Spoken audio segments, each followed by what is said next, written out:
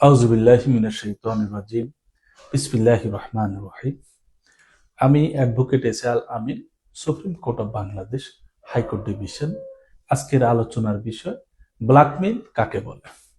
Blackmail হলো কাউকে ভয় দেখিয়ে বা হুমকি দিয়ে নিজের স্বার্থ হাসিল করা, যেখানে অপরাধী ভিকটিমের গোপন তথ্য যেমন ছবি, ভিডিও, ব্যক্তিগত বিষয় ফাঁস করার, সম্মানহানি করার, শারীরিক বা মানসিকভাবে ক্ষতি করার অথবা মিথ্যা অপবাদ দেওয়ার ভয় দেখিয়ে টাকা, সম্পদ বা অন্য কোনো সুবিধা আদায় করার চেষ্টা করে।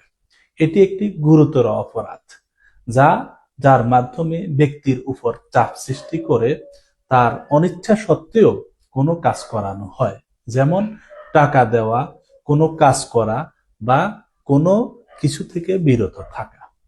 ধন্যবাদ সবাইকে।